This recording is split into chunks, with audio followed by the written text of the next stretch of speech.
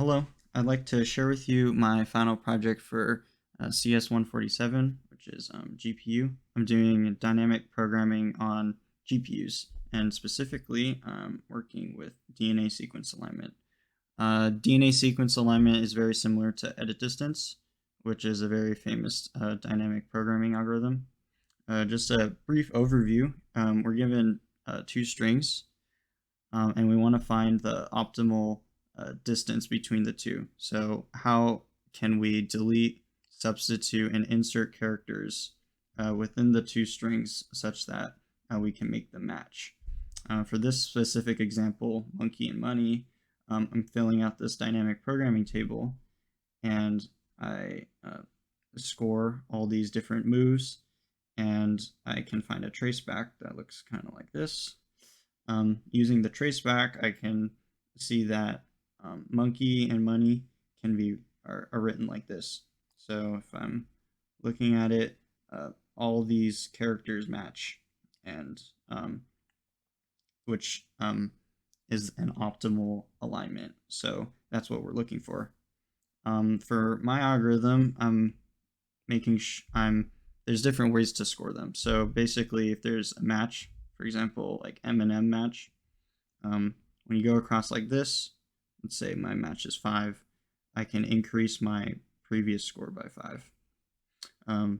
Let's say gap is 1. Then when I move across like this, aka deleting or insert or deleting, I'm going to remove 5. So now this one's going to be -1 instead of 1. So I can give different parameters to my edit distance function, and I can choose whether or not, or how to score certain moves, which is really good. Yeah, and so I did DNA sequence alignment, which is basically the same thing. I fill out a dynamic programming table given these like variables, match, mismatch, and gap, given two strings. So these are just DNA sequences. It's the same thing as edit distance, though. You're going across and you're slowly filling out the table. On a CPU, you're just going to fill it out like this. You're just slowly filling it out sequentially. But because this is GPU, I want to think about how to parallelize this. So you can kind of think of this dynamic programming table as a DAG, which basically just shows all the dependencies. So, for example, if I want to compute the score for this node here, I have to compute the score for these 3 nodes like this. And this dependency is throughout the entire graph. So basically, I can't compute this until I get these 3, and I can't compute this one until I get these 3. So basically, there's all these dependencies, and I want to figure out how I want to parallelize them. Well, the way to do that is to like draw these diagonals. So if I'm looking at these diagonals like this, these 3 nodes, I can compute them all at the same time. So this node, and this node, they can all be parallelized. They can be computed all at the same time, which is really good. In fact, I can draw entirely down this diagonal like this, and I can say all of these nodes like this, they can be parallelized. They can all be run like independently of one another. So that's what we want to do. So basically, I'm just going to do the same thing, or not the same thing, but basically all I want to do is show these. I'm going to put my thread IDs right here. So I'm going to cast threads on like all the columns of my table, and so I want 0 to compute all of these nodes right here. I want 1 to compute all of these nodes, and so on and so forth. So basically all the threads are going down like this. What I want to do is have this node start out first. So this thread is the first one running. So this thread's going to compute first. And then again, I can parallelize this. So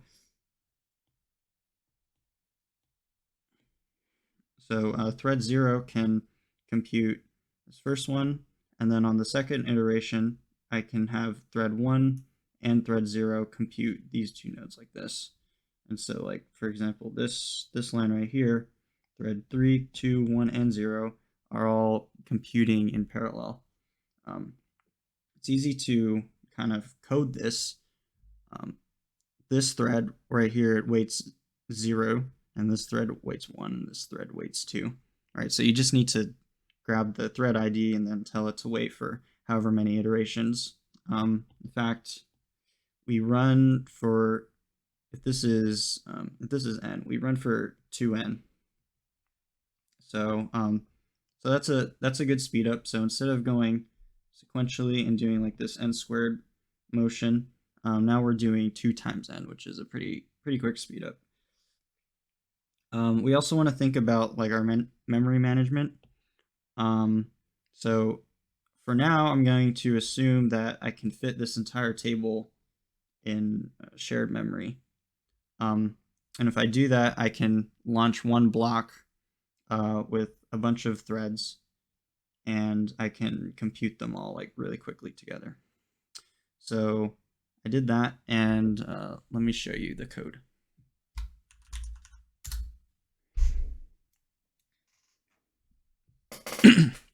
All right, so I just ran it. Basically, I'm just printing out after every iteration of this 2n that I was talking about. So first, I'm computing this 0, stays 0, but next iteration, I'm computing these 2. And then the third iteration, I'm computing these 3. And it kind of follows this diagonal as I was showing before. So all the threads are computing all of these spaces in the dynamic programming table. And what's good is that there's no collision of dependencies. Each iteration, everything that needs to be already or previously computed has been computed.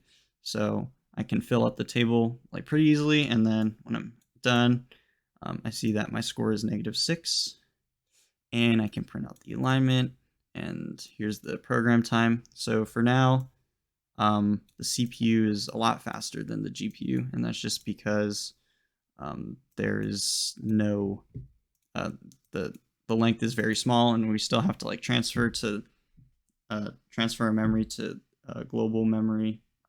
So that just makes everything generally slower, but as we increase the size, we can speed up. All right. Okay, so before I said that we can store this entire dynamic programming table in shared memory. That is not really possible. Just in my program, I can really only do 100 by 100 for the like in shared memory. I can't like increase the size, and really want to do extremely long strings. If, for example, like 100 and 100 will probably be faster on the CPU. So instead, I want to launch multiple blocks. So previously, in like this idea, this entire piece was put into shared memory, and I was launching one block, and one block computes the entire table. Instead, what I want to do is I want to have, so this is going to be a block instead. So this is the same exact code as before. I'm just zooming out. So I'm doing this. So that whole table just basically fits in here. And so I can kind of split my dynamic programming table into these like smaller tiles, and I can keep computing. So on the first iteration, I need to compute this green one right here. And then on my second iteration, I can now compute these ones because I have everything I need from the results of this first one. And then my third iteration, I can do all these. Probably looks familiar. Just look, it's literally just the diagonals once again. So instead of threads, now we're looking at the block IDs. And so we're just figuring out where to or when to run everything. I also want to note that the block sizes can be any size you want, so you can store these tiles in shared memory. You store these tiles in shared memory. The big table itself is stored in global memory, so that means when I'm done like computing the tile, I can transfer it back over to global memory. I can keep that in until I finish, and then I can finally transfer back to the CPU and like perform like the output or the print statements or whatever. So yeah, let me show you the code for that.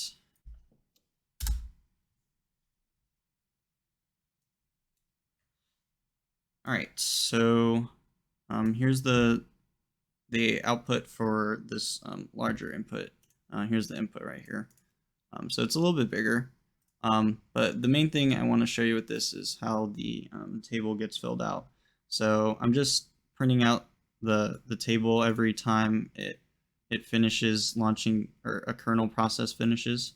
So first iteration, there's one block and it computes all these elements. Third iteration, these two blocks are computed. Third iteration, you see these three blocks are computed. Yeah, so again, like I was showing you, it's this diagonal motion. So I diagonally fill out all of these blocks together. Since I'm doing blocks, I can utilize more resources on the GPU. I can run faster, and I can store more things. All right, so let me increase the the input size. Still, the GPU is slower than the CPU, which we don't, or which I want to show you that it actually improves the speed if we get large input.